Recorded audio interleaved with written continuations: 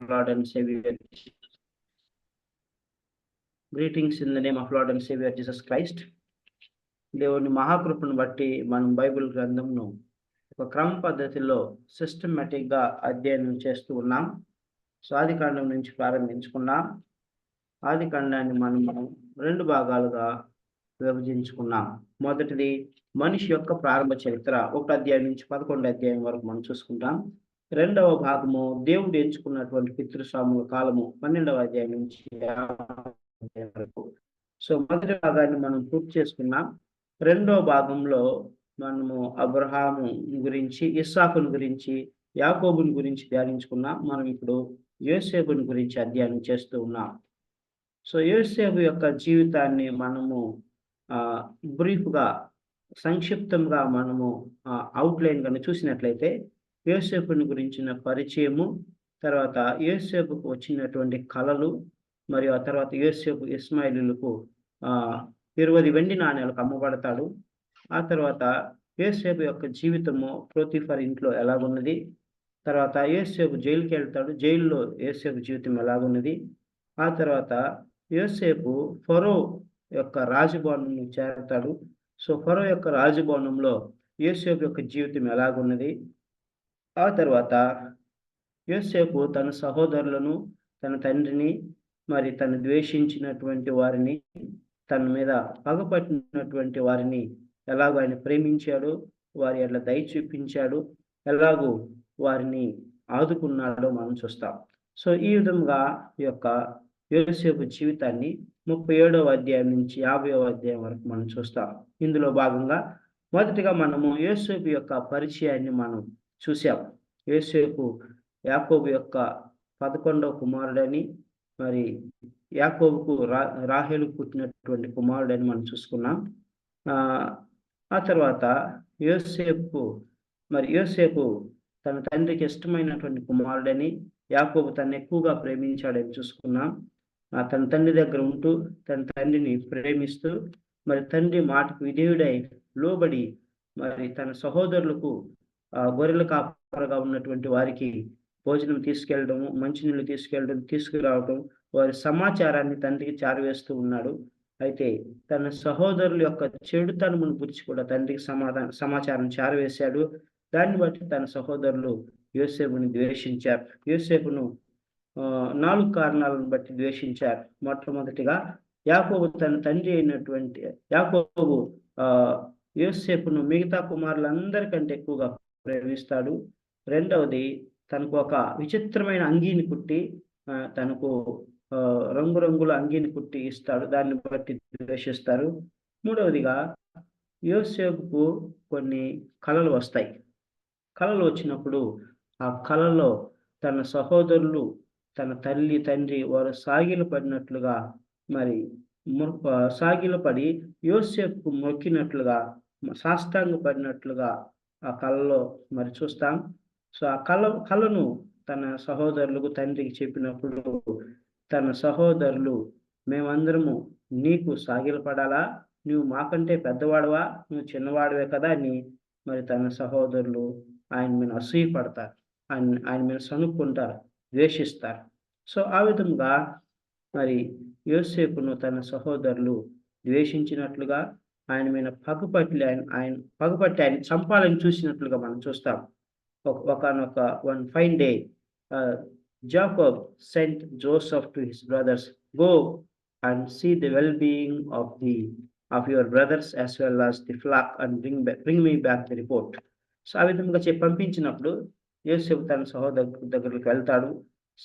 సహోదరుల దగ్గరికి వెళ్ళినప్పుడు వారు షెకెంలో ఉండవలసిన వారు అక్కడ ఉండరు. అయితే యోసేపు అక్కడి నుంచి తిరిగి రాకుండా వీరిని కనుక్కొని, నా సహోదరులు యాకోబు కుమారులు మందని మేపటానికి అక్కడికి వచ్చారు, వారు ఎటైనా వెళ్ళారా అని అక్కడ ఉన్న వారిని అడిగినప్పుడు ఒక అతను చెప్తాడు, మీ సహోదరులు దోతానికి వెళ్తామని చెప్పుకుంటూ ఉంటే నేను విన్నాను, వారు నీకు అక్కడ కనబడతారు, వెళ్ళు అంటాడు. అప్పుడు యోసేపు దోతానికి వెళ్తాడు. దోతానికి వెళ్ళినప్పుడు తన సహోదరులు తన దూరం నుంచి చూసి, ఇదిగో తండ్రి ప్రియకుమారుడు వస్తున్నాడు, విచిత్రమైన అంగి తొడుక్కొని వస్తా ఉన్నాడు, ఇతను కళ్ళగనేవాడు, ఇతను మనం సాష్టాంగపడాలని దాన్ని హేళన చేస్తూ అతన్ని చంపేద్దామని ఉపాయం పన్నుతారు. ఉపాయం పన్ని ఏం చేస్తారంటే అతన్ని చంపాలని నిశ్చయించుకుంటే రూబేను మరియు యూదా వీరిద్దరు కూడా అలాగ చేయవద్దు, అతను కూడా మన సహోదరుడే, అతని రక్తం దేవునికి మొరపెట్టును, మన తండ్రి వద్ద మనం ఏం సమాధానం చెప్తామని రూబేన్ అంటాడు, తన గుంట్లో పడేద్దాం అంటాడు. ఎందుకంటే గుంట్లో పడేసిన తర్వాత మరి తన సహోదరులు చూడకుండా యోసేపుని మళ్ళా బయటికి తీసి యోసేపుని తండ్రికి అప్పగిద్దాం అనుకుంటాడు. అయితే యూదా ఏమంటాడంటే, ఈ మార్గం గుండా వర్తకులు వెళ్తూ ఉన్నారు, ఇతను చంపినా మనకేం లాభం, ఆ వర్తకులకు అమ్మేద్దామని 20 వెండి నాణ్యాలకు అమ్మేస్తారు. ఆ విధంగా ఇష్మాయేలీలైనటువంటి వర్తకులు మరి వారు యోసేపును ఒక స్లేవ్గా, దాసునిగా ఐగుప్తుకు తీసుకెళ్తారు. ఐగుప్తుకు తీసుకెళ్ళినప్పుడు అక్కడ పోతిఫర్ అనేటువంటి ఒక అధికారి, ఫరో రాజు భవనంలో పనిచేసేటువంటి ఒక సైన్యాధికారి ఆయన్ని కొంటాడు. ఆయన కొన్నప్పుడు పోతిఫర్ ఇంట్లో ఉంటాడు. పోతిఫర్ ఇంట్లో ఉన్నప్పుడు 2 విషయాల గురించి మనం చూసుకున్నాం. మొట్టమొదటిగా the lord was with Joseph, so then Joseph was prospered in the house of Potiphar, and the Potiphar and all his household was blessed. Potiphar కూడా ఆశీర్వదించబడ్డాడు. అయితే ఆ విధముగా వర్ధిల్లుచు ఉన్న సమయంలో యోసేపు పోతిఫర్ ఇంట్లో సమస్తమును చేస్తూ ఉన్నాడు.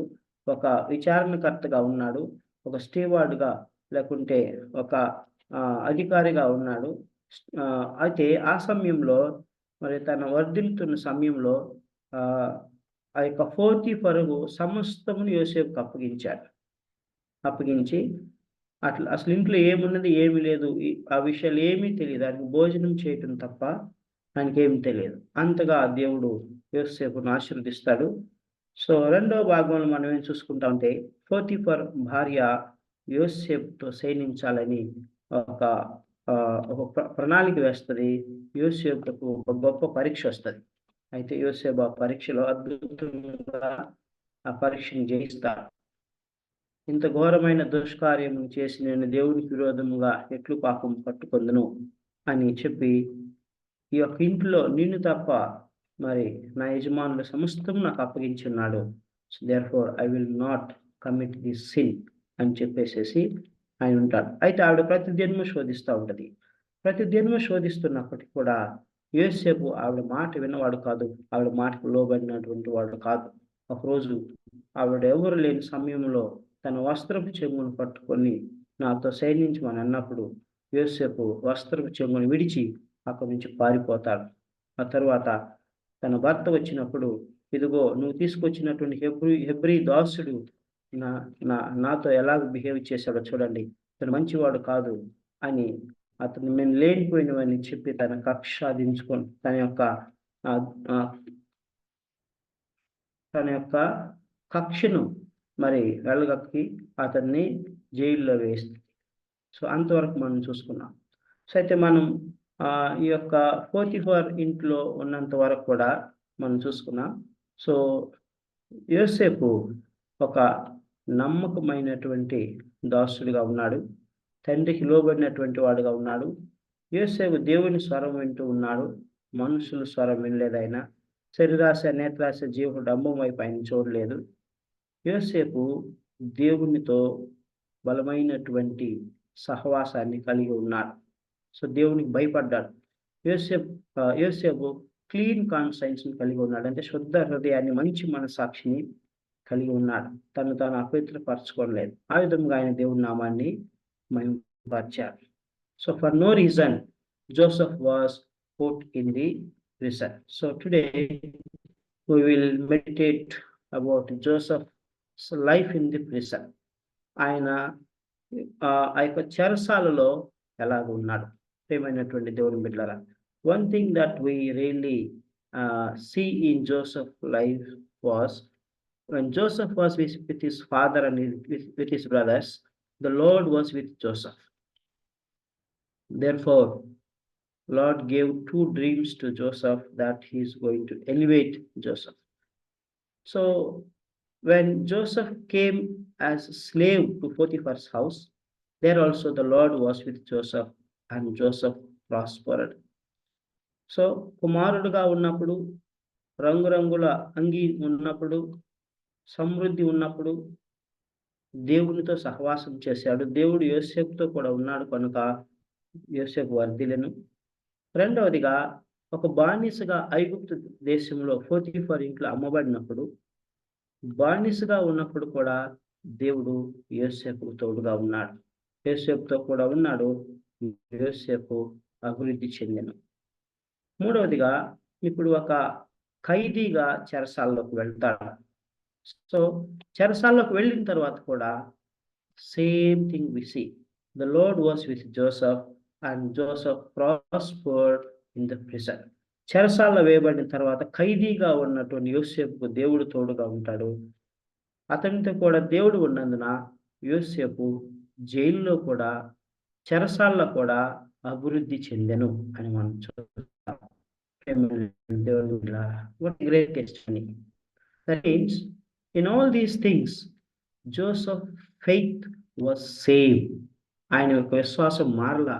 ఆయన విశ్వాసం పెరుగుతూ వచ్చింది కానీ ఆయన విశ్వాసము తగ్గలేదు. ఎందుకు పెరుగుతూ వచ్చింది? వినుట వలన విశ్వాసం కలుగును. ప్రియమైనటువంటి దేవుని బిడ్డలారా, దేవుని వాక్యమును వినుట వల్ల విశ్వాసము కలుగును అనే వాక్యం సెలవిస్తా ఉన్నది. So Joseph was listening to God. Joseph was pondering upon God. Joseph was had fellowship. Joseph had fellowship with God.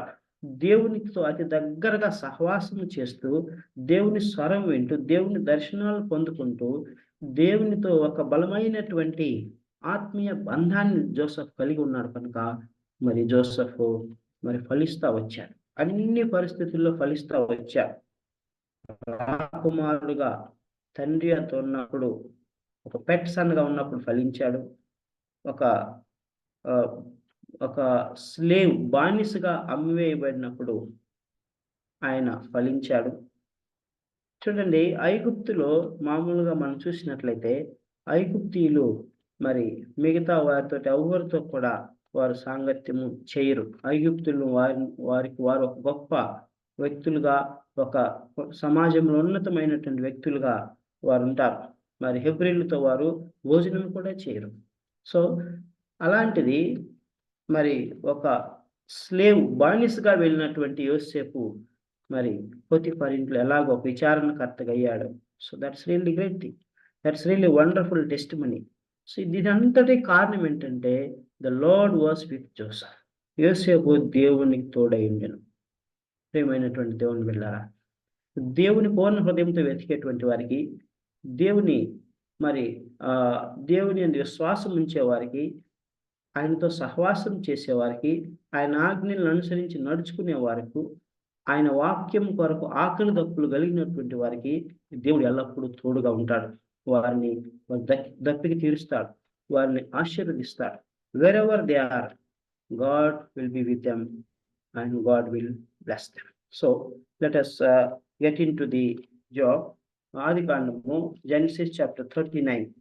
So present లోనికి వెళ్ళినప్పుడు యోసేపు ఎలా ఉన్నాడు? జెనసిస్ చాప్టర్ 39, ఆదికాండం 39వ అధ్యాయము 20 నుంచి 23 వచనాలను మనం చూసినట్లయితే అక్కడ మనకు అద్భుతమైనటువంటి సాక్ష్యము యోసేపు గురించి కనబడుతుంది. Chapter 39 verse 20 to 23.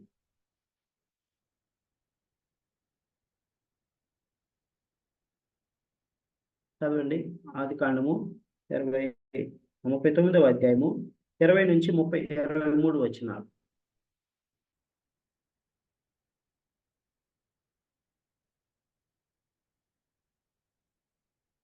హలో,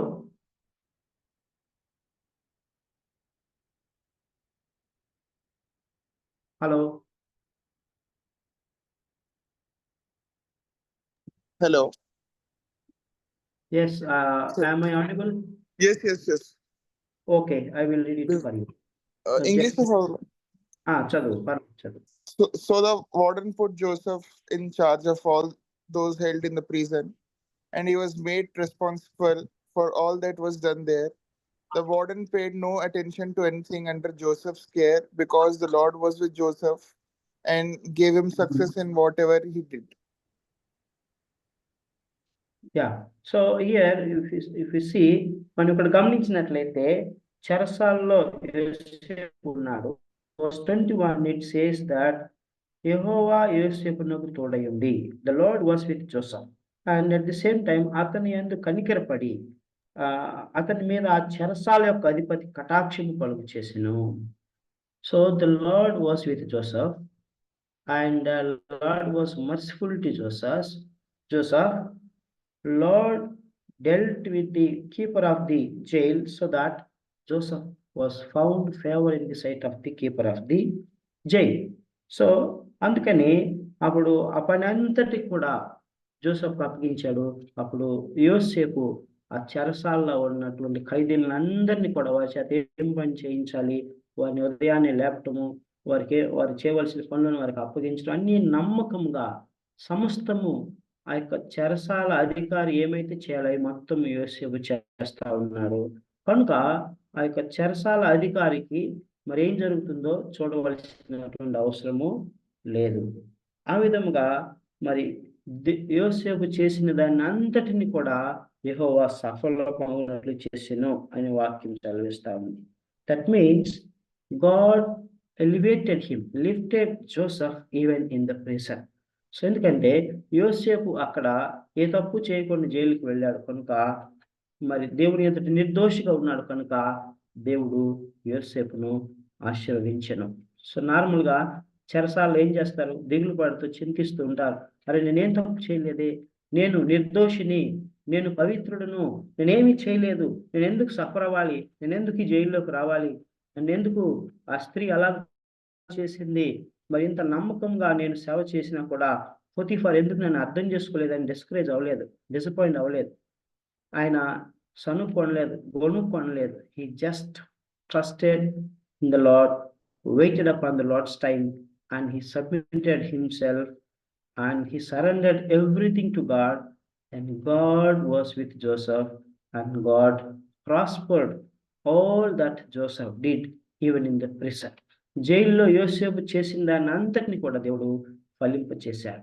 ప్రియమైనటువంటి దేవుని వల్ల this is what we need to learn in this world. మనం ఈ లోకంలో ఉన్నాం, ఈ లోకము దేవుని ఎరుగదు, దేవుని ప్రేమను గుర్తించదు, సత్యం ఈ లోకానికి తెలియదు, న్యాయము తెలియదు, అన్యాయము అక్రమమే ఈ లోకంలో మరి మనకు కనబడుతూ ఉంటుంది. న్యాయవంతులు ఉన్నారు, యథార్థవంతులు ఉన్నారు, సత్యముగా నడుచుకునేటువంటి వారు కొద్దిమంది ఉన్నారు. But mostly by and large ఆ న్యాయము, యథార్థత, సత్యం అనేటువంటిది ఈ లోకంలో ఉన్న ప్రజలకు తెలియదు. సో వారు అలాగే ఉంటారు. సో మనము అలాంటి వారి మధ్య జీవిస్తున్నప్పుడు we should be like Joseph. We should submit ourselves to God, and we should commit everything to God, whether good or evil. When we surrender and submit everything to God's hand, then the Lord will be with us, and Lord will prosper all that we do. మనం చేసేదాన్ని అంతటిని కూడా దేవుడు ఫలింప చేస్తాడు. ప్రియమైనటువంటి దేవుని బిడ్డలారా, ఆ విధంగా మరి దేవుడు యోసేపుకు సహాయం చేసెను. So this is the first part of Joseph's life in the prison. So if we come to the second part, verse 40 onwards, so there were two people put in the same prison. One is butler, the other one is baker. So పానదాయకుడు, భక్ష్యకారుడు, వీరిద్దరూ కూడా మరి రాజు దగ్గర పనిచేసేవారు, ఉన్నతమైనటువంటి స్థానంలో ఉన్నారు. వారు ఏదో తప్పు చేశారు, ఆ తప్పు ఏందనేటువంటిది ఇక్కడ రాయలేదు. రాజు ఎడల తప్పు చేసినప్పుడు రాజు వారిని ఈ చెరసాలలోనే వేశాడు. సో ఈ చెరసాలలో వేసినప్పుడు ఆ చెరసాల అధికారి వీరిద్దరూ కూడా మరి సేవ చేయడానికి యోసేపుకు ఆజ్ఞాపించాడు. సో యోసేపు వారికి సేవ చేస్తా ఉన్నాడు. అయితే ఒకరోజు ఒక నైట్ వారిద్దరు కళ్ళు వచ్చినాయి. సో ఆ పానదాయకుడు, భక్ష్యకారుడు వీరిద్దరు కూడా కళ్ళు వచ్చినాయి. కళ్ళు వచ్చినప్పుడు మరి ఆ మరుసటి రోజు యోసేపు వారికి సేవ చేయడానికి వెళ్ళినప్పుడు మరి వారిద్దరు కూడా చాలా దుఃఖాక్రాంతులై చింతిస్తూ బాధతో ఉన్నప్పుడు చూడండి ప్రియమైనటువంటి దేవుని బిడ్డలారా, మరి ఒక గాడ్లీ పర్సన్, ఒక దేవుని యొక్క బిడ్డ, దేవుని ఆత్మ కలిగినటువంటి వారు మరి ఎదుటి వారి యొక్క పరిస్థితి ఈజీగా అర్థం చేసుకోగలరు, ఎందుకంటే వారికి వివేచన జ్ఞానం ఉంటుంది. So Joseph had the discerning spirit and he found that these two were very sad and they were very disappointed, discouraged. So Joseph wanted to know, why were you so sad? Why are you so sad? అని ఆయన వారిని అడిగాడు. 7వ వచనం మనం చూసినట్లయితే, అతడు ఎందుచేత నేడు మీ ముఖములో చిన్నబోయి ఉన్నవని తన యజమానుని ఇంత తనతో కావలి ఎందున్న ఫరో ఉద్యోగస్తులను అడిగాను. ప్రియమైనటువంటి దేవుని బిడ్డలారా, మరి ఆత్మీయ విషయాలు దేవుని యొక్క ఆత్మచేత నింపబడిన వారికి మాత్రమే బయలుపరచబడతాయి, అందరికీ బయలుపరచబడవు. So a godly person will always have the discerning spirit. వివేచన ఆత్మ వానికి ఉంటుంది. వివేచన ఆత్మ అక్కడ ఉన్నటువంటి పరిస్థితులు ఎలాగున్నాయి, ఎవరు ఎలాగున్నారు అని దేవుడు మరి వారికి బయలుపరుస్తాడు. సో ఆ విధంగా యోసేపు మరి వారిని అడిగాడు, మీరెందుకు దుఃఖాక్రాంతులై ఉన్నారు అని అడిగినప్పుడు వారు చెప్పారు, మాకు కళ్ళు వచ్చినాయి, మాకు కళ్ళు వచ్చినప్పుడు మేము ఆ కళ భావం మాకు తెలియట్లేదు, ఆ కళని ఎవరు మాకు చెప్పేటువంటి వారు లేరు, దాని భావాన్ని చెప్పుట ఎవరు వశము కావట్లేదు అని వారు చెప్పారు. అలా చెప్పినప్పుడు యోసేపు అంటున్నాడు, వర్స్ 8, అందుకు వారు మేము కళలు కంటిమి, వాటి భావము చెప్పగల వారు ఎవరునూ లేరని అతనితో అనగా, యోసేపు వారిని చూసి, భావములు చెప్పుట దేవుని ఆధీనమే కదా, మీరు దయచేసి ఆ కళలు నాకు వివరించి చెప్పుడనెను. సో మరి కళలు చెప్పేటువంటి కళలను వాటి భావం ఎవరు చెప్పగలరు? దేవుడు మాత్రమే చెప్పగలరని యోసేపు చెప్తా ఉన్నాడు. దేవుడు బయలుపరిచినటువంటి దేవుని బిడ్డలు మాత్రమే దాన్ని చెప్పగలరు, ఎందుకంటే అది మానవుని యొక్క జ్ఞానమునకు అతీతము, మానవుని యొక్క ఊహకు అందనిది. అది దేవుడు బయలుపరిస్తే కానీ అది వారికి అనుగ్రహింపబడదు. ప్రియమైనటువంటి దేవుని బిడ్డలారా, సో దానియేలు విషయంలో కూడా మనం ఇదే చూస్తాం. మరి అప్పుడున్నటువంటి ఆ నెబుకద్నెజర్ రాజుకు కళ్ళొచ్చినాయి. కళ్ళొచ్చినప్పుడు దాని భావం చెప్పమని శకునుగా అందరినీ పిలిచాడు. అయితే మరి ఎవరు కూడా దాని భావాన్ని, వైస్ మెన్ అందరినీ పిలిచినప్పుడు ఎవరు కూడా చెప్పలేకపోయారు. అప్పుడు దానియేలు అంటాడు, నాకు కొంచెం సమయం ఇవ్వండి, నేను ప్రార్థన చేసి చెప్తారంట. ప్రియమైనటువంటి దేవుని బిడ్డలారా, మరొకసారి మరి ఆ యొక్క దర్యావేషుకు కూడా కల వచ్చినప్పుడు ఆయన పిలిపిస్తారు. ఆయన పిలిపించినప్పుడు మరి అప్పుడు ఆ దేవుని యొక్క దాసుడైనటువంటి దానియేలు అంటాడు, ఈ యొక్క కళ భావంను దేవుడే మీకు బయలుపరుస్తాడు, దేవుడు తప్ప మరి ఎవరు బయలుపరచలేరు, నేను కూడా బయలుపరచలేను, దేవుడు నాకు అనుగ్రహిస్తే తప్ప నేను బయలుపరచలేను అని అంటాడు. ప్రియమైనటువంటి దేవుని బిడ్డ, the conclusion is that the spiritual things, the ఆత్మీయ విషయాలు కేవలం దేవుడు మాత్రమే బయలుపరచగలడు. కళలు, దాని భావములను, జరగబోయేటువంటి సంఘటనలను, వాటినన్నిటిని కూడా అవన్నీ కూడా దైవాధీనము, దేవుడు బయలుపరిస్తే కానీ మరి దేవుడి దాసులు చెప్పగలరు, మరి ఎవరు కూడా వాటిని చెప్పలేరు. సో ఆ తర్వాత మనం గమనించినట్లయితే యోసేపు మరి వారి కళల గురించి తెలుసుకున్నాడు.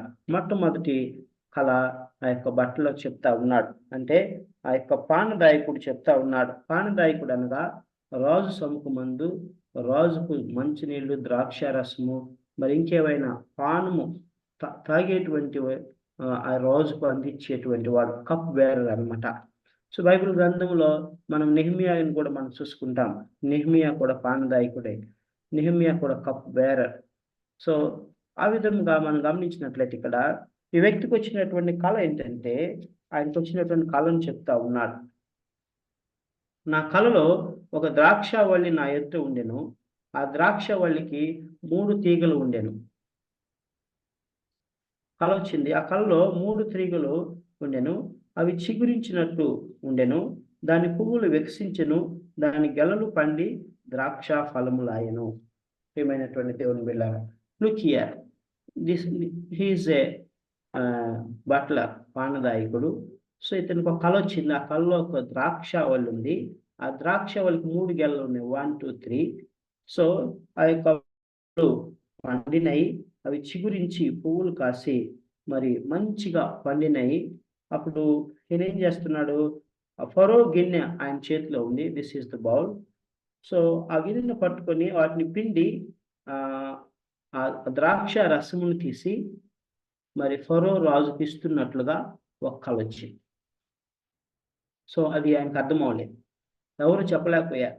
అప్పుడు యోసేపు అంటున్నాడు, ఆ యొక్క 3 ద్రాక్ష తీగలు 3 దినాలు, ఆ 3 ద్రాక్ష తీగలు 3 దినాలు, ఇంకా 3 దినముల్లోగా ఫరో నీ తలను పైకెత్తి నీ ఉద్యోగమును నీకు మరలా ఇప్పించును. నీవు అతనికి పానదాయకుడివై ఉన్ననాటి మర్యాద చొప్పున ఫరో గిన్నెను అతని అతని అతని చేతికి అప్పగించెదవు. కాబట్టి నీకు క్షేమం కలిగినప్పుడు నన్ను జ్ఞాపకం చేసుకొని ఉన్నాడు. అంటే ఆ కలభావం ఏంటంటే, నువ్వు మరలా నీ ఉద్యోగాన్ని తిరిగి పొందుతావు. ముందు ఎలాగైతే ద్రాక్ష రసమును రాజుకు అందిస్తావో అలాగనే 3 దినముల్లోగా నిన్ను రాజు ఇక్కడి నుంచి విడిపించి నిన్ను మరలా పానదాయకుడిగా పెట్టుకుంటాడు. రాజు సొంతమందు నువ్వు ఉంటావు, రాజుకు ద్రాక్షరసం అందించేవాడుగా ఉంటావు అని చెప్తాడు. అయితే నువ్వు నన్ను జ్ఞాపకం చేసుకొని చెప్తాడు. So so he was very happy, butler was very happy. So ఆ విధముగా మంచి కలభావం చెప్పాడని ఈ యొక్క బేకర్ చూస్తాడు. బేకర్ అంటే భక్ష్యకారుడు. భక్ష్యకారుడు చూసి నాకు కూడా మంచిగా చెప్తాడేమని, నాకు కూడా కల వచ్చింది యోసేపు, దాని భావం చెప్పమంటాడు. సో అదేంటంటే, ఇతను భక్ష్యకారుడు కనుక, రొట్టెలు రాజుకు తినిపించేటువంటి వాడు కనుక, ఇతని కళ్ళ ఏమొచ్చిందంటే, ఇతని తల మీద 3 బాస్కెట్స్ ఉన్నాయి, 3 గంపలు ఉన్నాయి. సో ఇక పైన ఉన్నటువంటి గంపలో రొట్టెలు ఉన్నాయి, పిండి వంటలు ఉన్నాయి. సో అతను అట్లా తల మీద ఉన్నప్పుడు పక్షులు వచ్చి ఆ పిండి వంటలను తీసుకొని తింటూ ఉన్నాయి. సో ఇది ఇతని కళ. సో దాని భావమును మరి యోసేపు ఏం చెప్తాడంటే, ఈ 3 గంపలు 3 దినాలు సాదృశ్యంగా ఉన్నాయి. సో ఈ యొక్క 3 దినముల తర్వాత మరి రాజు నిన్ను ఇక్కడి నుంచి తీసుకెళ్ళి మరి నిన్ను శిరఛేదనం చేస్తాడు, నిన్ను చంపివేస్తాడు అని చెప్తాడు. ఈ పక్షులు వచ్చి రొట్టెలను తీసుకొని పోవటం దేనికి సాదృశ్యంగా ఉందంటే, మరి ఈయన యొక్క తలను శిరఛేదనం చేసేదానికి సాదృశ్యంగా ఉన్నాయి. So these are the 2 dreams. So ఈ యొక్క 2 కళల యొక్క భావాన్ని చెప్పినప్పుడు మరి ఏం జరిగింది, 20వ వచనం నుంచి మనం చూసినట్లయితే, 3వ దినమందు జరిగినది ఏమనగా, ఆ దినము ఫరో జన్మదినము గనుక అతడు తన సేవకులందరికీ విందు చేయించి వారి నడుమ పానదాయకుల అధిపతి తలను భక్ష్యకారుల అధిపతి తలను పైకెత్తి పానదాయకుల అధిపతి ఉద్యోగం మరలా అతనికి ఇచ్చెను. మరియు అతడు ఫరో చేతికి గిన్నె ఇచ్చెను. మరియు యోసేపు వారికి తెలిపిన భావం చొప్పున భక్ష్యకారుల అధిపతిని వేలాడదీయించెను. అయితే పానదాయకుల అధిపతి యోసేపును జ్ఞాపకం చేసుకొని అతను మరిచిపోయాను. ప్రియమైనటువంటి దేవుని బిడ్డలారా, exactly whatever Joseph said, interpreted, and it happened so. పానదాయకుడేమో మరలా రాజు సొమ్ముకు మందు ద్రాక్షారసం ఇచ్చేటువంటి ఉద్యోగాన్ని పొందుకున్నాడు. మరి భక్ష్యకారుడేమో వేలాడదీయబడ్డాడు, చనిపోయాడు. సో ఈ విధంగా మనం చూసినట్లయితే మరి ఈ యొక్క కళల భావాన్ని దేవుని యొద్ద నుంచి పొందుకొని యోసేపు వారికి చెప్తాడు. అలాగనే జరుగుతుంది. సో అప్పుడు యోసేపు అంటాడు, మరి నువ్వు రాజ సముఖంకి వెళ్ళినప్పుడు నన్ను జ్ఞాపకం చేసుకో అని చెప్తాడు. సో ఆ విధంగా ఆయన మరి చెప్పినప్పుడు, అయితే ఈ యొక్క బట్లర్ ఏం చేస్తాడంటే, పానదాయకుడు మర్చిపోతాడు, 2 సంవత్సరముల వరకు కూడా మర్చిపోతాడు. మరియు అతనికి ఆ యొక్క కళ భావమును ఎప్పుడైతే పానదాయకుడు చెప్తాడో అప్పుడు యోసేపు ఒక మాట అంటాడు. 15వ వచనం చదువుకుందాం. 40వ అధ్యాయము 15వ వచనం. ఆదికాండము 40వ అధ్యాయము 15వ వచనం. ఎలా అనగా నేను హెబ్రీల దేశంలో నుండి దొంగిలింపబడి తిని, అది నిశ్చయం. మరియు ఈ చెరసాలలో నన్ను వేటకు ఇక్కడ సహా నేనేమీ చేయలేదని అతనితో చెప్పాను. ఇక్కడ అంటాడు, నేను హెబ్రీయుడును, ఆ దేశంలో నుండి నన్ను అమ్మివేశారు, నా సహోదరులు అమ్మివేశారు. నేను పోతీఫర్ ఇంటికి వచ్చాను, పోతీఫర్ ఇంటి నుంచి జైల్లో వేయబడ్డాను. అయితే ఈ చెరసాలలో నన్ను వేయుటకు ఇక్కడ సహా నేనేమీ చేయలేదని అతనితో చెప్పాడు. I was innocent, I did no wrong, I'm righteous, and there is nothing wrong against me, so that I may put in this prison. చెరసాలలో వేయడం కారణం ఏమీ లేదు అని ఆ యొక్క పానదాయకుడికి యోసేపు తను ఉన్న స్థితిని చెప్తున్నాడు. ఈ విధముగా జరిగింది. పోతీఫరు భార్య నన్ను అన్యాయంగా జైల్లో వేసిందని చెప్పుకున్నాడు. ప్రియమైనటువంటి దేవుని బిడ్డలారా, so here what we see, Joseph says, I am innocent, I am blameless, I am holy, I am righteous. Therefore, remember me when you go to the presence of the king. రాజు సముఖంకి వెళ్ళినప్పుడు నన్ను జ్ఞాపకం చేసుకో, నన్ను మర్చిపోవద్దు అంటున్నాడు. ప్రియమైనటువంటి దేవుని బిడ్డలారా, చూడండి, దానియేలును కూడా అలాగనే మరి అన్యాయంగా మరి ఆ సమయంలో ఉన్నటువంటి రాజు ఏం చేస్తాడు, సింహాల బోన్లో వేస్తాడు. ఎందుకు వేశాడు? ఒక శాసనం తీసుకొస్తారు. మనం దానియేలు గురించి అధ్యయనం చేసుకున్నప్పుడు చూసుకున్న 6వ అధ్యాయంలో 30 రోజులు రాజు ప్రతిమకు తప్ప మరి దేనికి ఎవరు మొక్కకూడదని చెప్తారు. అయితే దానియేలు తన యొక్క యథాప్రకారము రోజుకు 3 మారు యెరూషలేము వైపు తన కిటికీలు తెరిచి యెరూషలేము క్షేమం కొరకు ప్రార్థన చేసేవాడు. మరి అది చూసినటువంటి అక్కడ ఉన్నటువంటి సహస్రాధిపతులు మరి దానియేలు గురించి రిపోర్ట్ ఇస్తారు. ఇట్లా ఆయన వేరే దేవుడికి ఆరాధిస్తున్నాడని, ప్రార్థన చేస్తున్నాడని. సో అప్పుడు ఆయన్ని సింహాల గుహలో వేస్తారు. సింహాల గుహలో వేసినప్పుడు అక్కడ మనం ఏం చూస్తాము, సింహాల గుహలో వేసినప్పుడు మరి సింహాల నోళ్ళను దేవుడు మూసివేస్తాడు. మూసివేసినప్పుడు సింహాలు, క్రూర మృగాలు దానియేలు మిత్రులు అయిపోతాయి, ఏం చేయవు. సో ఆ తర్వాత ఉదయకాలంనే మరి రాజు అయినటువంటి ఆ దర్యావేషు వెళ్ళిపోయి ఆ యొక్క సింహాల బోని యొక్క గుహ దగ్గరికి వెళ్ళిపోయి, ద్వారం దగ్గరికి వెళ్ళిపోయి కేకలు వేస్తారు. సర్వోన్నతుడైనటువంటి దేవుని కుమారుడు అయినటువంటి దానియేలు, దేవుని దాసుడు అయినటువంటి దానియేలు, మరి సింహాల నోళ్ళ నుంచి దేవుడు నిన్ను కాపాడినా అని అంటాడు. అప్పుడు మరి దానియేలు ఏం రెస్పాన్స్ ఇస్తారు చూడండి. దానియేలు గ్రంథం 6వ అధ్యాయము, డానియల్ చాప్టర్ 6. అద్భుతమైనటువంటి మాట దానియేలు అక్కడ పలుకుతాడు. 6వ అధ్యాయము 22వ వచనం, 21-22 వచనం.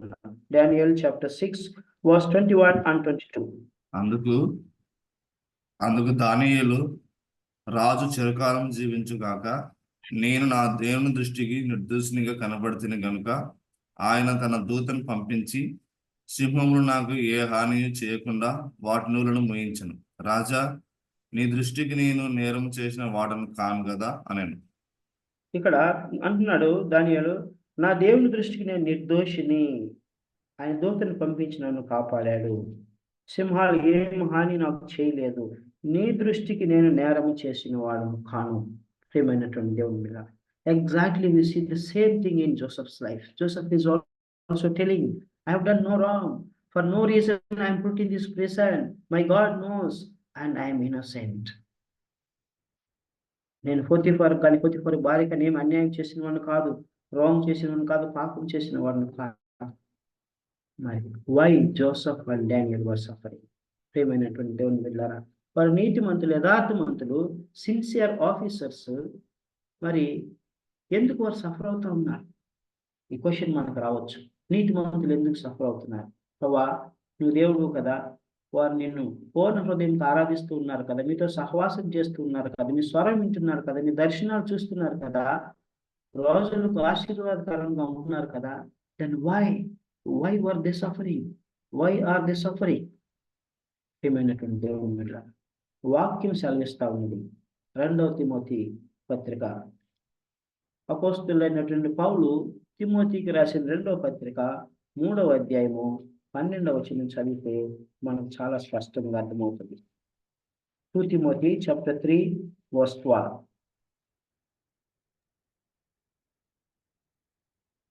చదవండి. 7. రెండవ పత్రిక 3వ అధ్యాయం 12వ వచనం. ఉండండి. క్రీస్తు యేసునందు సద్భక్తితో బ్రతుక ఉద్దేశించిన వారు హింస పొందుతురు. రైట్. సో క్రీస్తు యేసునందు సద్భక్తితో బ్రతుకును ఉద్దేశించు వారందరూ హింస పొందుతురు. సో అంటే వారు శ్రమల గుండా వెళ్తారు. దేవుని చిత్తంలో ఉన్నవారు, దేవుడు ఏర్పరచుకున్నవారు, దేవుని యొక్క ఆజ్ఞను అనుసరించి నడుచుకున్నవారు, సద్భక్తితో నడుచుకునేటువంటి వారికంట వారు ఏం పొందుతారంట? హింస పొందుతారు. వారందరూ కూడా హింస పొందుతారు. సో సద్భక్తితో దానియేలు నడుచుకున్నాడు. నా దేవుని తప్ప నేను ఏ రోజును అన్య దేవతను ఆరాధించను అన్నాడు. సద్భక్తి, శ్రమ పొందాడు, దేవుడు కాపాడాడు. యోసేపు కూడా ఇంత ఘోరమైన దుష్కార్యం చేసి నేను దేవునికి విరోధం ఎట్లు పాపం కట్టుకుందును అని తన పవిత్రతను, తన యొక్క వివేచనను, తన యొక్క కాన్సైన్స్ను శుద్ధంగా ఉంచుకున్నాడు. క్లీన్ కాన్సైన్స్ కలిగి ఉన్నాడు. కనుకనే ఆయన చెరసాల్లో వేయబడ్డాడు. ఏమైనటువంటి దేవుని వెళ్ళారా. ఆ తర్వాత దేవుడు ఆయన చెరసాల నుంచి విడిపించాడు. సో మనం గమనించవలసింది ఏంటంటే, ప్రియమైనటువంటి దేవుని వెళ్ళారా, సద్భక్తితో జీవించాలనుకునేటువంటి వారందరూ కూడా కొన్నిసార్లు వారు హింస పొందుతారు, శ్రమల గుండా వెళ్తారు. But that is not the end of the life. That is not the end. Daniel was elevated, Daniel was lifted up, and likewise Joseph also was lifted up. దేవుడు యోసేపును మరి ఐగుప్తు దేశానికి రాజుగా, గవర్నర్గా చేశాడు. సో ప్రతి సఫరింగ్ వెనుక దేవుని ఆశీర్వాదం తప్పకుండా దాగి ఉంటుంది. అయితే మనము ఈ యొక్క శ్రమంలో గుండా వెళ్ళేటప్పుడు మనము ఎప్పుడు కూడా దేవుని యందు భయభక్తులు కలిగి ఉండాలి. మన భక్తిని పోగొట్టుకోకూడదు, మరి మన యొక్క విశ్వాసాన్ని పోగొట్టుకోకూడదు. మనము దేవుని వెళ్ళారా. సో మనం గమనించవలసింది ఏంటంటే, మరి నీతిమంతులు విడవబడరు. This is what we need to know. Righteous will never ever be forsaken. నీతిమంతులు విడవబడరు. దేవుడు తప్పకుండా ఆదుకుంటాడు, దేవుడు తప్పకుండా కాపాడుతాడు. So we should take stand for the Lord. మనం దేవుని కొరకు నిలబడాలి. అందుకే దేవుడు ఏర్పరచుకున్నాడు. ఈ భక్తులను దేవుడు ఎందుకు శ్రమంలో గుండా తీసుకెళ్ళాడు? దేవుడు శ్రమంలో వెళ్లకుండా కాపాడొచ్చు. But God allowed them to go through the trials and temptation so that the name of the Lord be glorified. దేవుని నామం మహిమపరచబడడానికై వీరు దేవుని బిడ్డలు కనుక, వీరు దేవుని ఎరిగిన వారు కనుక దేవుని బిడ్డలు ఎలాగూ ఉంటారు అని సమాజానికి దేవుడు సాక్షిగా ఉండడానికై మరి యోసేపును ఆ శ్రమల గుండా అనుమతించాడు. మరి దానియేలును కూడా ఆ శ్రమల గుండా అనుమతించాడు. ప్రియమైనటువంటి దేవుని బిడ్డలారా, are you going through trials and temptations for no reason, without a cause or without any wrong? మరి నీ జీవితంలో నువ్వు కూడా ఎలాంటి కారణం లేకుండా, ఏ తప్పు లేకుండా, మరి పొరపాటు లేకుండా మరి నువ్వు సఫర్ అవుతున్నావా? నీవు శ్రమల గుండా వెళ్తున్నావా?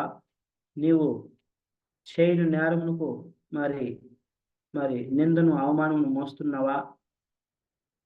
Look at Joseph. యోసేపు వైపు చూడు, దానియేలు వైపు చూడు, దేవుని వైపు చూడు. సద్భక్తితో జీవించగోరు వారందరూ కూడా శ్రమను పొందుదురు. ప్రియమైనటువంటి దేవుని వెళ్ళారు. అయితే శ్రమలు అల్పకాలమే. అవి దేవుని మహిమ కొరకే, మన యొక్క ఆత్మీయ జీవితాన్ని బలపరచడం కొరకే, మనలో ఇంకొన్ని పరిశుద్ధతను పెంపొందించడానికి, మనలో ఇంకా నీతిని పెంపొందించడానికే, మనలో ఇంకా యథార్థతను, సత్యమును మనలో పెంపొందించడానికే, మనను బలవంతులుగా చేయడానికే, మనను నలుగురికి సాక్షులుగా ఉంచడానికే. ప్రియమైనటువంటి దేవుని వెళ్ళారా, do not be worried about the trials and temptations. Do not be carried away by the trials and temptations that you are going to face in your life, that you have faced in your life. God is in control. దేవుడు మరి సమస్తమును తన స్వాధీనంలో ఉంచుకున్నాడు. సార్వభౌమాధికారి, సర్వశక్తిమంతుడు. దేవుడు తప్పకుండా మనల్ని ఆ పరీక్షలో నుంచి లేవనెత్తుతాడు. మనల్ని దేవుడు ఆశీర్వదిస్తాడు. సో మన యొక్క విశ్వాసం అనేది పరిస్థితులను బట్టి మారకూడదు. మన ఇంటిగ్రిటీ మారకూడదు. మన యొక్క పరిశుద్ధత, మన యథార్థత, మన నీతి అన్ని పరిస్థితుల్లో ఒకే రకంగా ఉండాలి. మరియు సద్భక్తితో జీవించేటువంటి మనము శ్రమలను తప్పకుండా పొందుతాము. అయితే దేవుడు మనల్ని యోసేపును, దానియేలును ఆశీర్వదించిన రీతిగా తప్పకుండా ఆశీర్వదిస్తాడు. ఆ తర్వాత అధ్యాయానికి మనం వచ్చినట్లయితే యోసేపు మరి యొక్క జీవితము ఫరో ఇంట్లో ఎలా ఉంది, ఫరో యొక్క ప్యాలెస్లో ఎలాగ ఉంది. మరి ఆ తర్వాత ప్యాలెస్కి వస్తాడు. ఎందుకు వస్తాడంటే రాజుకు 2 కళలు వస్తాయి. ఫరో రాజుకు 2 కళలు వస్తాయి. నంబర్ 1, 7 బలమైనటువంటి ఆవులు. ఆయన నదీ తీరాన్ని ఉంటాడు, నది ఒడ్డున ఉంటాడు. మరి 41వ అధ్యాయం 1 నుంచి 8 వచనాలు, అన్ని వచనాలు మనం చదవటానికి సమయం ఉండదు కాబట్టి ముఖ్య వచనాలు మనం చదువుకుంటాం. 7 బలమైనటువంటి ఆవులు ఈ పిక్చర్లో మనం చూస్తాం. ఆ నదిలో నుంచి ఫస్ట్ 7 బలమైనటువంటి ఆవులు బయటకు వచ్చి ఆ నది ఒడ్డున జమ్ములో మేస్తా ఉంటాయి. రాజు నిద్రపోతూ కలగంటా ఉంటాడు. ఆ తర్వాత మరి 7 బక్క చిక్కినటువంటి ఆవులు బయటకు వస్తాయి. ఆ నదిలో నుంచి బయటకు వచ్చి ఈ యొక్క బలమైనటువంటి ఆవులను ఏం చేస్తాయి, మృంగివేస్తాయి. అవి మృంగివేసిన తర్వాత కూడా మరి ఈ యొక్క బక్క చిక్కిన ఆవులు బలమైనవి ఉండాలి కదా, మరి దాని సైజు పెరగాలి కదా, అవదు. అలాగనే బక్క చిక్కి ఉంటాయి.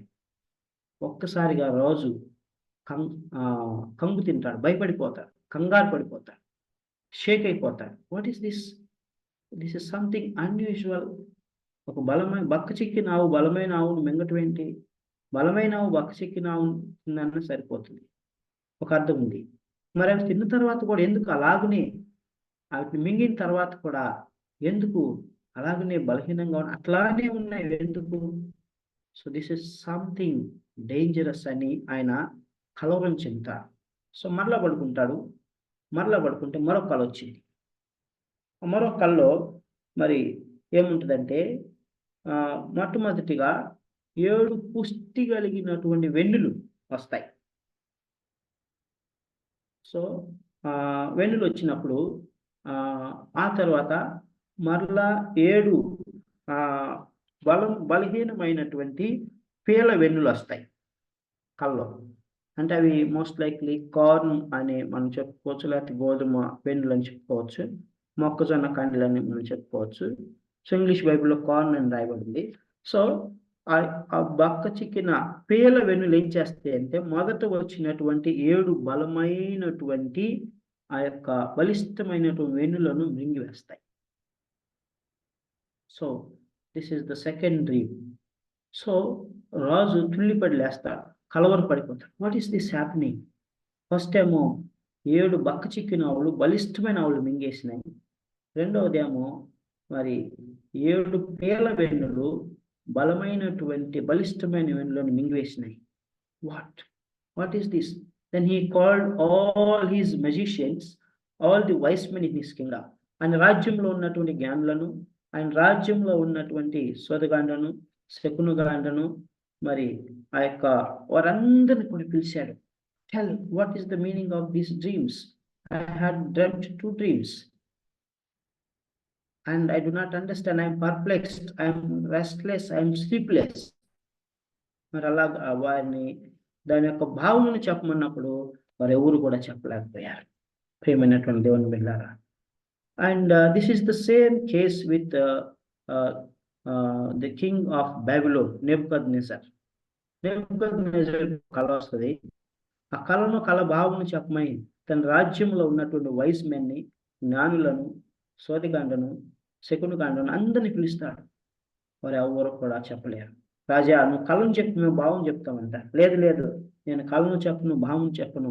మిమ్మల్ని ఎంతో డబ్బు మీకు ఖర్చు పెట్టి జీతాలు ఇచ్చి మిమ్మల్ని పెంచి పోషిస్తున్నాను.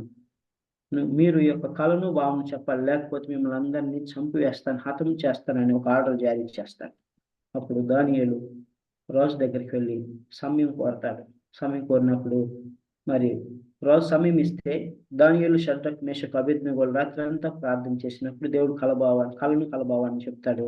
అప్పుడు ఆ బబులో ఉన్న వారందరూ కూడా మరి రక్షించబడతారు. సో చూడండి ఇక్కడ మరి same situation here. So no wise men could interpret the dreams of the king. King was so sad, so furious, restless, sleepless. Then అప్పుడు పానదాయకుడికి ఒక విషయం గుర్తొచ్చింది. పానదాయకుడు ఎవరు?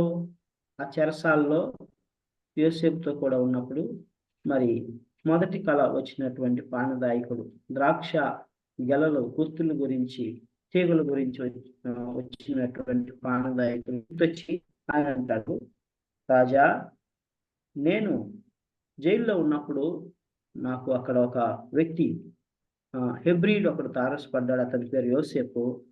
నాకు కళ వచ్చింది. తర్వాత భక్ష్యకారుడు కళ వచ్చింది. ఆ కళభావాన్ని ఎవరు చెప్పలేకపోయారు. అయితే మరి యోసేపు ఆ కళభావాన్ని చెప్పాడు. అతను ఎలాగైతే చెప్పాడో అలాగనే జరిగింది అని అంటాడు. అప్పుడు రాజుకు ఒక ఆశ కలుగుతుంది. Yes, why can't we call him? He may interpret, he may tell us, he may rescue me, he may take away all my sorrow అని ఆయన తీసుకురమ్మంటారు. సో అప్పుడు ఆయన్ని యోసేపుని తీసుకొస్తారు. యోసేపు తీసుకొచ్చినప్పుడు 14 వచ్చింది. ఫరో యోసేపుని పిలువనంపెను. కాబట్టి చెరసాల్లో నుండి అతను త్వరగా రప్పించిరి. అతను క్షౌరం చేయించుకొని మంచి బట్టలు కట్టుకొని ఫరో యొద్దకు వచ్చారు. క్షౌరం చేయించుకొని అంటే జైల్లో ఉన్నాడు. క్షౌరం ఇంకా ఏం ఉండవు. సో చాలా అగ్లీగా ఉన్నాడు. సో ఆయనకి క్షౌరం చేయించి మంచి బట్టలు వేసుకొని మరి రాజు సముఖంలోకి వచ్చాడు. రాజు సముఖంలోకి వచ్చినప్పుడు రాజు అంటున్నాడు 15 వచ్చిన, ఫరో యోసేపుతో, నేను కళ కంటిని, దాని భావన తెలుపుగల వారు ఎవరినూ లేరు. నువ్వు కళను విన్న ఎడల దాని భావన తెలుపుగలవని నిన్ను గూర్చి వింటినని అతనితో చెప్పినందుకు యోసేపు, నా వలన కాదు, దేవుడే ఫరోకు క్షేమకరమైన ఉత్తరం ఇచ్చినని ఫరోతో చెప్పాను. ప్రియమైనటువంటి దేవుని బిడ్డ, నా కాదు, నేను మీలాంటి మనుషుడనే, నేను కూడా శరీరంలో ఉన్నవాడనే, దేవుడే మీకు కళభావం తెలియచేస్తాడని దేవుడు మహిమపరిచాడు. ప్రియమైనటువంటి దేవుని బిడ్డ, దానియేలు కూడా అదే చెప్తాడు. సో ఆ పానదాయకుడు, భక్ష్యకారకుడు అదే చెప్పాడు. కళభావములను తెలియపరిచేవాడు దేవుడే అని ఇక్కడ రాజు కూడా అదే చెప్తా ఉన్నాడు. ఆయన కాళ్ళు రగరేసుకొని అతిశయించి, నేను ఆల్రెడీ పానదాయకుడుకు, భక్ష్యకారుడు చెప్పాను, అదే జరిగింది, తప్పకుండా మీకు కూడా చెప్తాను, అదే జరుగుద్ది అని ఆయన అతిశయించలా. He humbled himself, he bow down before God and he glorified God. He did not take any credit to himself. Down to earth person Joseph. ప్రియమైనటువంటి దేవుని బిడ్డలారా, మన జీవితంలో మనము మొట్టమొదటిగా దేవుని బట్టి మనం ఈ స్థాయిలో ఉన్నాము కనుక దేవుని మనం కనపరచాలి. So that's what he's telling. దేవుడే ఫరోకు క్షేమకరమైన ఉత్తరం ఇచ్చును. What a wonderful testimony. ప్రియమైనటువంటి దేవుని బిడ్డలారా, మన జీవితాల్లో మనం అతిశయించకూడదు. దేవుడు మనం హెచ్చించిన దేవుడే వెలుపరిచాడు, దేవుడి నామానికి మహిమ కలుగును గాక అని మనం చెప్పగలగాలి. యోబు అంటాడు, యెహోవా ఇచ్చెను, యెహోవాయే తీసుకొను, ఆయన నామానికి మహిమ కలుగును గాక అంటాడు. ప్రియమైనటువంటి దేవుని బిడ్డలారా, this is what we learn from Joseph. Joseph always gave glory to God, honoured God, first priority to God. అందుకనే బాప్తిస్మిచ్చి యోహాను ఒక మాట అంటాడు. ఏమంటాడు? He may increase, I may decrease అంటాడు. ఎవరి గురించి? ప్రభు అయినటువంటి యేసుక్రీస్తు గురించి. సో కాబట్టి మన జీవితంలో always we should remember that we are nothing. It is all because of God's grace. All spiritual blessings that we receive, all the spiritual truths that are revealed to us only by God, the Lord Jesus Christ, not by our own strength. So therefore, we should give glory to God, and we should honor God, and we should exalt God, and we should humble ourselves and keep ourselves down. Let me decrease, that Christ increase. This is what we learn from the scriptures. ప్రియమైనటువంటి దేవుని బిడ్డలారా, ఆ విధముగా మరి యోసేపు రాజుకు సమాధానం ఇస్తాడు. అప్పుడు రాజు తన కళ్ళను చెప్తాడు. 2 కళ్ళను చెప్పినప్పుడు అప్పుడు యోసేపు అద్భుతంగా దాని భావమును చెప్తాడు. 25వ వచనం, ఆదికాండము 41వ అధ్యాయము 25వ వచనం నుంచి చదువుకుందాం. అందుకు యోసేపు, ఫరో కనిన కల ఒక్కటే, దేవుడు తాను చేయబోచున్నది ఫరోకు తెలియచేసెను. ఆ 7 మంచి ఆవులు 7 సంవత్సరములు, ఆ 7 మంచి వెన్నులను 7 సంవత్సరములు, కల ఒక్కటే. వాటి తరువాత చిక్కిపోయి వికారమై పైకి వచ్చిన 7 ఆవులను 7 సంవత్సరములు, తూర్పు గాలి చేత చెడిపోయిన 7 పీల వెన్నులు, కరువు గల 7 సంవత్సరములు. నేను ఫరోతో చెప్పు మాట ఇదే, దేవుడు తాను చేయబోచున్నది ఫరోకు చూపించెను. ఇదిగో, ఐగుప్తు దేశమందట బహు సమృద్ధిగా పంటను 7 సంవత్సరములు వచ్చుచున్నవి, మరియు కరువు గల 7 సంవత్సరములు వాటి తర్వాత వచ్చును. అప్పుడు ఐగుప్తు దేశమందు ఆ పంట సమృద్ధి యావత్తును మరువబడును, ఆ కరువు దేశమును పాడు చేయును. దాని తరువాత కరువు చేత దేశమందు ఆ పంట సమృద్ధి తెలియబడకపోవును, ఆ కరువు మిక్కిలి భారంగా ఉండును.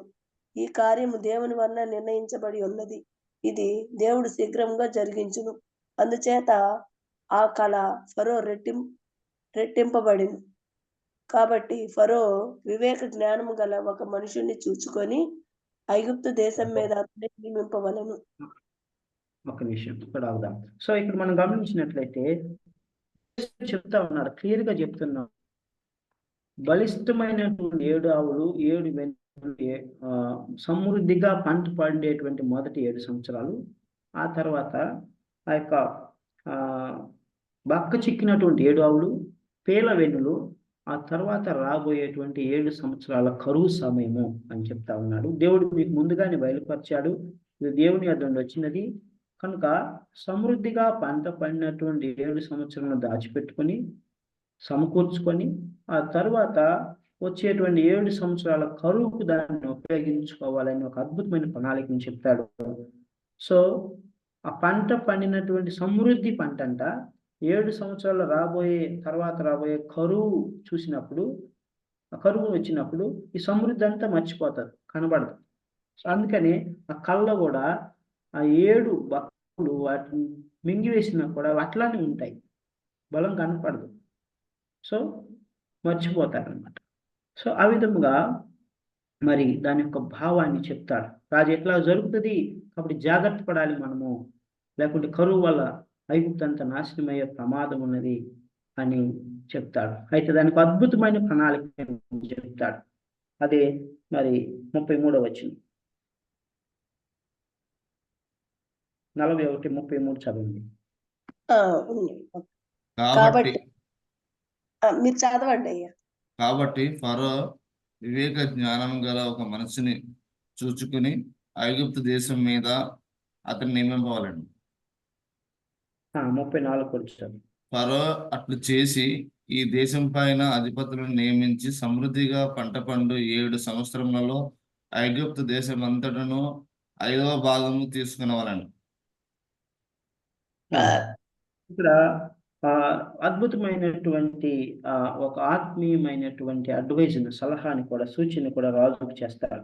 మంచిగా పంట పడినటువంటి 7 సంవత్సరంలో ఆ పంటను సమకూర్చి వివిధ రాష్ట్రాల్లో, వివిధ ప్రాంతాల్లో, పట్టణాల్లో గోడౌన్ సిద్ధపరిచి ఆ గోడౌన్స్ మీద మనం ధాన్యం భద్రపరచాలి.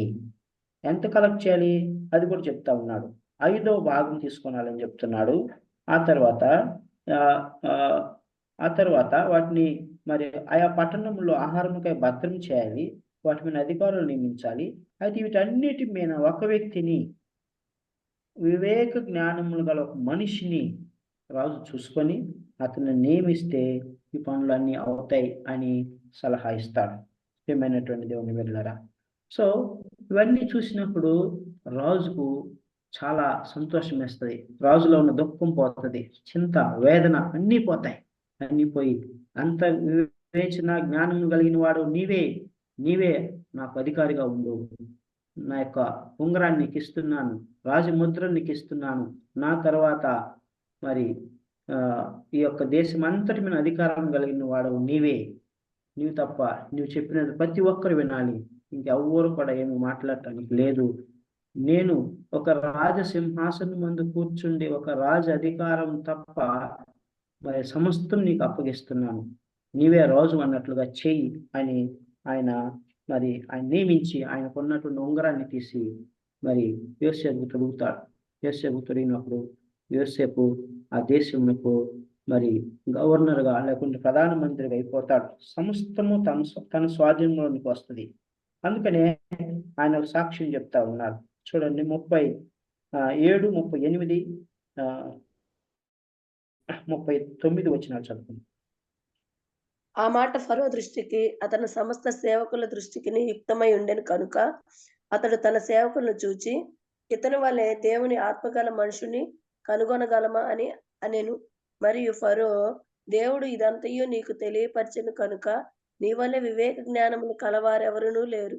నీవు నా ఇంటికి అధికారివై ఉండవలెను. నా ప్రజలందరూ నీకు విధేయులై ఉందురు. సింహాసన విషయంలో మాత్రమే నేను నీకంటే పైవాడనై ఉందునని యోసేపుతో చెప్పెను. మరియు ఫరో, చూడుము, ఐగుప్తు దేశమంతటి మీద నిన్ను నియమించి ఉన్నానని యోసేపుతో చెప్పెను. మరియు ఫరో తన చేతినున్న తన ఉంగరము తీసి యోసేపు చేతినకు పెట్టి సన్నపు నార వస్త్రములు అతనికి తొడిగించి అతని మెడకు బంగారు గొలుసు వేసి తన 2వ రథం మీద అతన్ని ఎక్కించెను. అప్పుడు వందనము చేయుడని అతని ముందర జనులు కేకలు వేసిరి. అట్లు ఐగుప్తు దేశం అంతటి మీద అతన్ని నియమించును. మరియు ఫరో యోసేపుతో, ఫరోను నేనే అయినను నీ సెలవు లేక ఐగుప్తు దేశం అంతటను ఏ మనుష్యుడును తన చేతినైనను కాలునైనను ఎత్తకూడదని చెప్పెను. మరియు ఫరో యోసేపునకు జప్తప్ప నేహు అను పేరు పెట్టి అతనికి ఓని యొక్క యాజకుడైన పోతీఫరు కుమార్తె అయిన ఆసెనతు నిచ్చి పెండ్లి చేసెను. యోసేపు బయలుదేరి ఐగుప్తు దేశమంతటను సంచరించెను. యోసేపు ఐగుప్తు రాజైన ఫరో ఎదుట నిలిచినప్పుడు 30 సంవత్సరాల గలవాడై ఉండెను. అప్పుడు యోసేపు ఫరో ఎదుట నుండి వెళ్లి ఐగుప్తు దేశమంతటను సంచారం చేసెను. ఇక్కడ మనం గమనించినట్లయితే ఒక మాట నా హృదయాన్ని బలంగా తాకింది ఇక్కడ. అదేంటంటే ఫరో యోసేపు గురించి సాక్ష్యం చెప్తా ఉన్నాడు. ఏమంటున్నాడు 37వ వచనంలో మనం చూసినట్లయితే ఆ మాట ఫరో దృష్టికి అతని సమస్త సేవకుల దృష్టి యుక్తమైనది కనుక 38 అతడు తన సేవకులను చూచి ఇతని వలె దేవుని ఆత్మగల మనుషుని కనుగొనగలమా అని అన్నాను. Can we find a man who is filled with the spirit of God అని అంటాడు. ఇతని వలె దేవుని ఆత్మగల మనుషుని కనుగొనగలమా? That means Pharaoh had never seen such a person in his life. So అందుకని చెప్తున్నా, ఇతను నిజంగా దేవుని ఆత్మ కలిగినటువంటి వ్యక్తి. అలాంటి వారిని కనుగొనగలమా? దేవుడు పంపించినటువంటి వ్యక్తి, ఇతను బానిస కావచ్చు, హెబ్రీయుడు కావచ్చు, కానీ దేవుని ఆత్మతో నింపబడినటువంటి వాడు అని అంటున్నాడు. A man in whom the spirit of God. ఏమైనటువంటి దేవుని, this is how God's name be glorified among the Gentiles. సాంగత్యం చేయని వారు, హెబ్రీయులను తుచ్చముగా ఎంచేవారు ఏం చేశాడు? యోసేపును కనపరుస్తా ఉన్నాడు. ఉంగరం తొడిగాడు, బంగారు గొలుసు అన్నీ వేశాడు. కారణం ఏంటో తెలుసా? The lord was with Joseph. దేవుని ఆత్మ యోసేపులో ఉంది.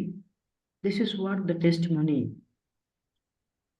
వి should see among the Gentiles. మనం ఉన్నటువంటి ప్రాంతంలో, మనము ఉన్నటువంటి కాలేజెస్లో, యూనివర్సిటీస్లో, మన స్కూల్స్లో, మన యొక్క సమాజంలో ఇతని వలె దేవుని ఆత్మ కలిగిన మనుషుని కనుగొనగలమా? He's a spiritual man, he's a godly man, he's a righteous man, he's a humble man, he's a holy man.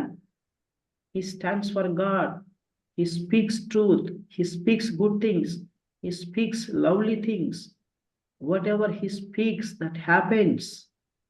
ప్రియమైనటువంటి దేవుని బిడ్డలారా, we have at least few instances where we have this testimony.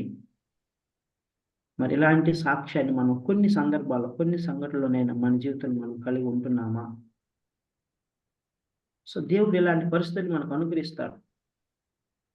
అలాంటి పరిస్థితులు అనుగ్రహించినప్పుడు we should stand for God and we should glorify God.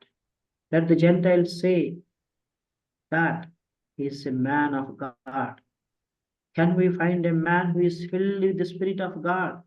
దేవుని ఆత్మచేత నింపబడినటువంటి ఇలాంటి మనిషిని మనం కనుగొనగలమా? ప్రియమైనటువంటి దేవుని వెళ్ళారా, we have to radiate the very glory of Christ in our lives. దేవుని యొక్క వెలుగును, దేవుని యొక్క మరి గుణగణాలను మనం ప్రకటించేటువంటి వారు ఉంటారు. దాని కొరకే దేవుడు మనల్ని ఎన్నుకున్నాడు. I'm very much deeply touched by Joseph's testimony. A king, a Gentile king, saying, can we find a man who is filled with the Spirit of God like this? We should ask God, Lord, help me. Lord, guide me. Lord, fill me. Lord, strengthen me to be witness unto you. అని దేవుని కొరకు సాక్షిగా ఉండడానికి మనం దేవుని అడగాలి.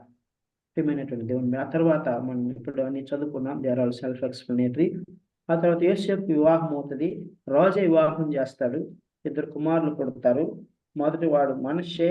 అతను మనష్షే అనగా మరచుట. యోసేపు ఎన్నో శ్రమల గుండా వెళ్ళాడు. తన సహోదరులు అమ్మివేశారు, వారికి వేడుకున్నాడు, మొక్కున్నాడు, ఏడ్చాడు, కన్నీరు కార్చాడు, కనికరించలేదు.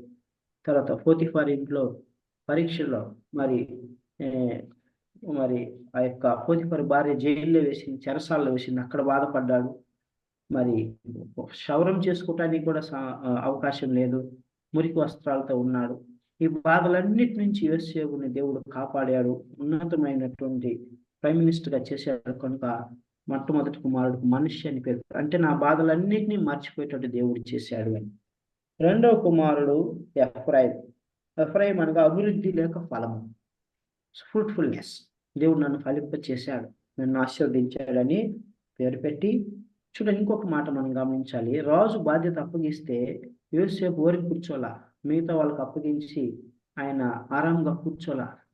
ఆయన స్వయంగా ఐగుప్తు దేశం అంతా సంచరించి ఎక్కడెక్కడ అక్కడ ధాన్యం స్టోర్ చేసేటువంటి కొట్లను కట్టాడు, ప్లాన్ చేశాడు, నాయకులను అప్పగించాడు. 5వ వంతు స్ట్రిక్ట్గా సిన్సియర్గా కలెక్ట్ చేశాడు, వాటిలో పెట్టాడు. ఆ విధంగా మరి మనం ఆ 54 వచనాన్ని మనం చూసినట్లయితే, యోసేపు చెప్పిన ప్రకారము 7 కరువు సంవత్సరం ఆరంభమైన కానీ ఐగుప్తు దేశం అంతటా ఆహారం ఉండెను. What a great thing Joseph did. కరువు వచ్చింది, 7 సంవత్సరాలు ప్రారంభమైనాయి, అయితే 7 సంవత్సరాలు ఎక్కడా కొదవలేదు, ఐగుప్తు దేశం అంతటా ఆహారం. సావిధంగా యోసేపు మరి ఐగుప్తును, ఫరో ఇంటిని, మరి చుట్టుపక్కల దేశాలందరినీ కూడా మరి పోషించిన వాడుగా ఉన్నాడు, కాపాడిన వాడుగా ఉన్నాడు, ప్రాణములను కాపాడిన వాడుగా ఉన్నాడు. ప్రియమైనటువంటి దేవుని బిడ్డలారా, ఆ విధంగా మరి ఐగుప్తు ప్రజలందరూ కూడా యోసేపు దగ్గరికి వచ్చి ధాన్యం కొనుక్కెళ్ళేవారు. సో కరువు భారంగా ఉన్నది, అప్పుడు ప్రతి వారు కూడా యోసేపు దగ్గరికి వచ్చి ధాన్యం కొనుక్కున్నారు. So what we learn from Joseph's life from chapter later part of 39, 40, 41. ఈరోజు 2 అధ్యాయాలు మరి 39వ అధ్యాయం చివరి భాగాన్ని మనం చూసుకున్నాం. ప్రియమైనటువంటి దేవుని బిడ్డలారా, we have to stand for the Lord. దేవుని ఎదుట మన నిర్దోషులుగా మనం ఉండాలి. ప్రతి పరిస్థితుల్లో మనం విశ్వాసం కలిగి ఉండాలి. కష్టం వచ్చినా, నష్టం వచ్చినా, బాధ వచ్చినా. సో మనం అలాగున్నప్పుడు దేవుడు మరి మనం హెచ్చిస్తాడు, అన్ని జనుల్లో మనం హెచ్చిస్తాడు, మన ఉన్నతమైనటువంటి స్థానం ఉంచుతాడు. And that is for sure, there is no doubt about. Therefore, what we learn from Joseph is that wherever Joseph was, and God was with him, and Joseph was faithful to God. He kept his integrity, his holiness, and all those things, and Lord lifted him as prime minister. జీవించుకోరు వారందరూ కూడా శ్రమలను అనుభవిస్తారు. This is for sure. Righteous and godly people suffer. So మరి ఈ విధంగా యోసేపు గురించి ఒక పాఠాలు మనం నేర్చుకుంటున్నాం. దేవుని చిత్తమైతే మరి నెక్స్ట్ క్లాస్ నుండి మనం యోసేపు యొక్క సహోదరులు ఐగుప్తుకు వస్తారు. మరి వారితో ఎలా యోసేపు బిహేవ్ చేశారు, వారిని ఎలా పెంచి పోషించారు మనం చూసుకుందాం. దేవుడి మాటలు దీవించుకుంటా ప్రార్థన చేసుకుంటాం. Request Bargo to pray and close.